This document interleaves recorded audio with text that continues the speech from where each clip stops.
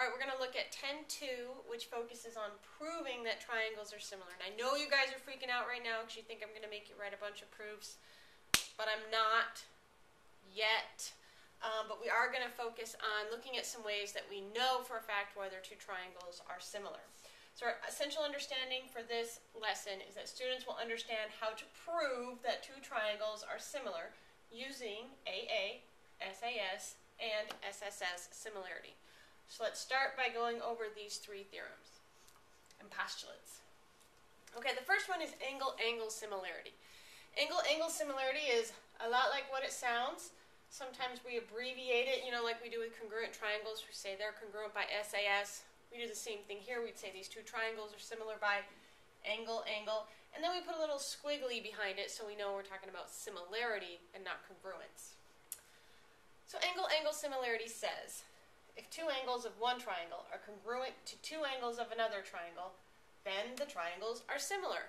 And think about it for a second. Of course, if two angles are congruent, you actually get the third one congruent as well, because of all the angles have to add up to 180.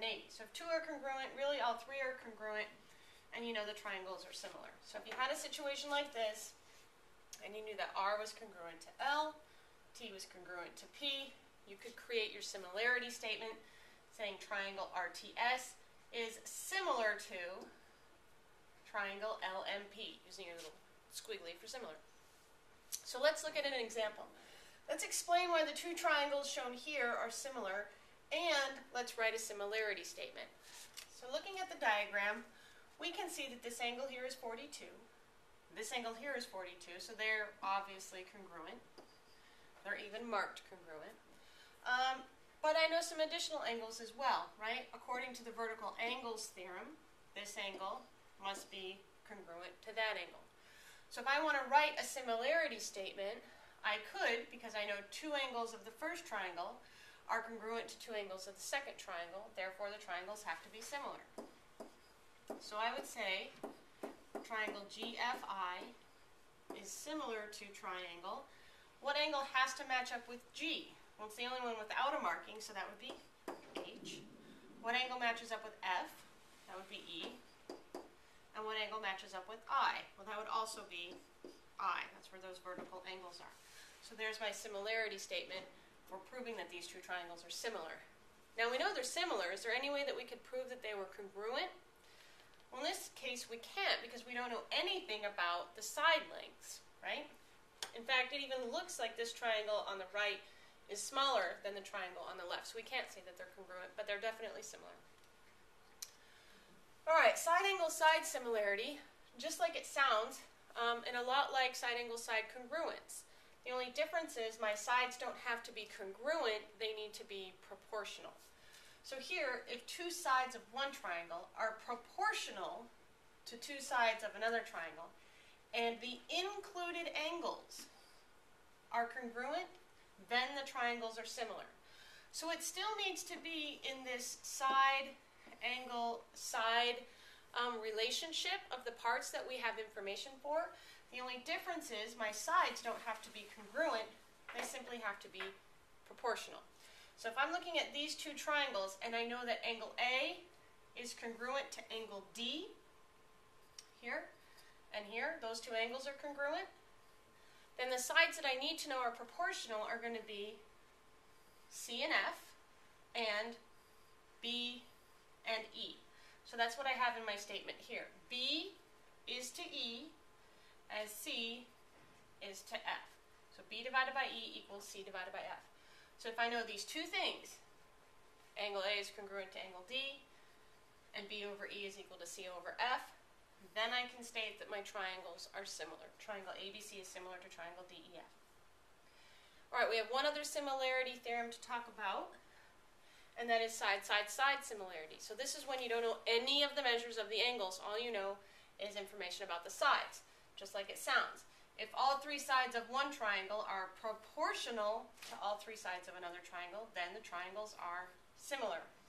So again, what we have to have here is corresponding sides proportional. So A over D has to equal B over E has to equal C over F. And if all three of these are equal, then my triangles are similar. So let's look at an example and how we can check to see if we do in fact have similarity. So are the triangles similar? And if so, write a similarity statement. We have triangle KLM, and we have triangle JHG. Now one thing you want to look for when setting up your ratios is the smallest, the medium, and the largest side when you're trying to use side, side, side as a similarity theorem or statement. So in my first triangle, I see that 4 is the smallest side. That corresponds to 3 in the second triangle. So I'm going to write 3 is to 4. So that's my first ratio. Then 4.5 is the medium side, and 6 is the medium side. So 3 over 4 should equal 4.5 over 6. And then again, 6 is the largest side in my little triangle, and 8 is the largest side in my big triangle. So we have 6 over 8. So this is what we want. We want 3 over 4 to equal 4.5 over 6 to equal 6 over 8. But how do I know if all of those fractions or ratios are in fact equal to each other? You have a couple of choices here. One choice is to use a calculator or some long division and change each of these into a decimal. So 3 divided by 4 is 0.75. 4.5 divided by 6 is 0.75, and 6 divided by 8 is 0.75. So one option is to use division to change all of your ratios into decimals and make sure all your decimals are equal. Another option that you have, which is maybe something that's more preferable if you don't have a calculator with you, is to do the cross product property. Check to see if your cross products are equal. Does 3 times 6 equal 4 times 4.5? 3 times 6 is 18.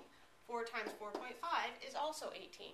Now, you have to be careful if you're going to use this technique, because you also have to check and make sure that it's equal to that last ratio as well. So you might have to do this calculation and then also do maybe this calculation, do the cross product here. Does 3 times 8 equal 4 times 6? Well, that's 24, that's 24, they're equal. So the first is equal to the second, or the first is equal to the third, the first is equal to the second. They're all equal according to the transitive property. So the sides are definitely proportional here, and so the triangles are similar. So if we want to write a similarity statement, just take your vertices from your first triangle, any order that you want to write them in, but then to make sure you're writing it in the correct order in the second triangle, pay attention to pairs of sides. I think that's the easiest. We have triangle KLM. Think about side KL. KL is here. It's the smallest side of the first triangle. Well, what was the smallest side of the second triangle?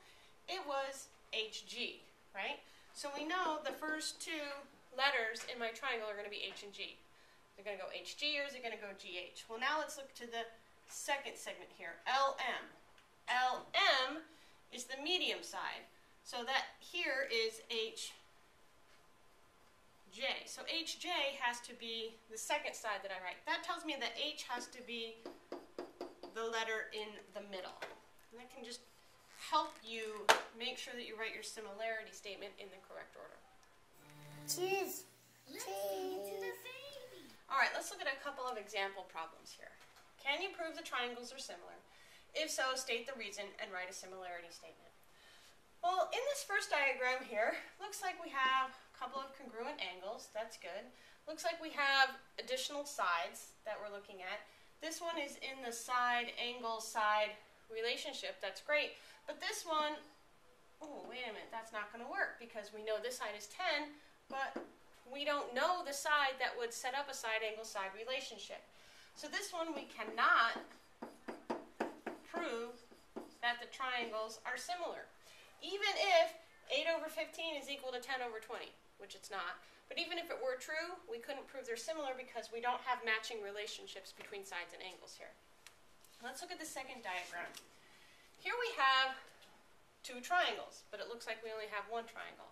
But remember, this is a triangle here. Whoops, let me try to pull that down.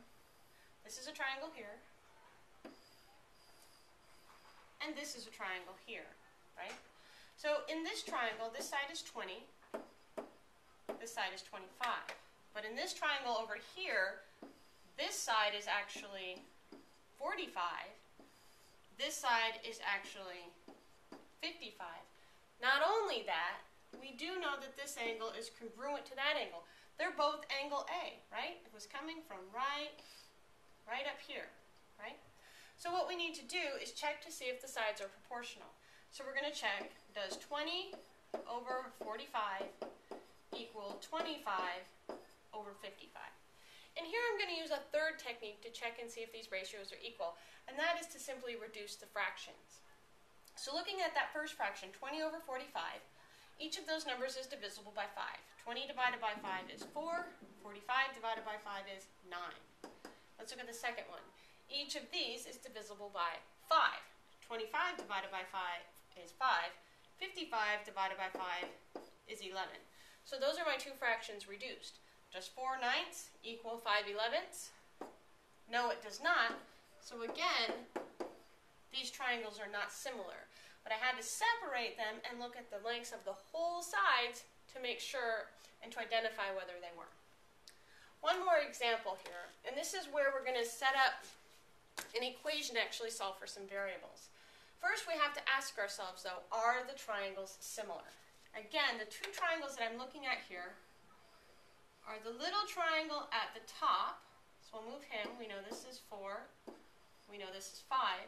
And, whoops, blue, there we go, we'll do this guy. And then also the triangle, that's the whole big triangle, right?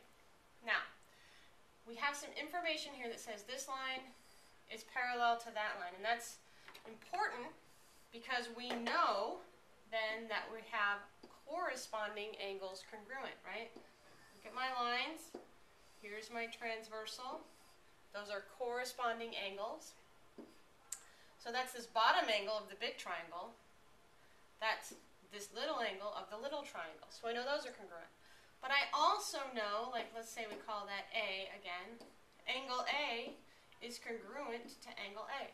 So these two triangles have to be congruent by angle-angle similarity. Now I haven't filled in the information on this big triangle down here, so let's do that. I know this side is 15, but what is the length of this whole side here? Be careful. This much is x. This much is 4. So this whole side is 4 plus x, or x plus 4. So now when I set up my proportion, I'm going to say 4 over 4 plus x, because those are corresponding sides, is equal to 5 over 15. And we'll use our cross product property to set up an equation. So 4 times 15 has to equal 5 times 4 plus x. Now we do the math. 4 times 15 is 60. Distribute over here, we get 20 plus 5x. I'm going to move this down a little bit. Give us some more room. Subtract 20 from both sides. That gives me 40 is equal to 5x. And now to solve for x, simply divide both sides by 5, and we get x is equal to 8. And looking at that, that seems reasonable. We can plug it back in here. If this were 8, this whole side would be 12. We can check, does 4 over 12 equal 5 over 15? They both reduce to 1/3, so we're good there. Okay, so that's everything. Okay, maybe not everything, but that's a lot about what you need to know for proving that triangles are similar and working with similar triangles to find some missing parts.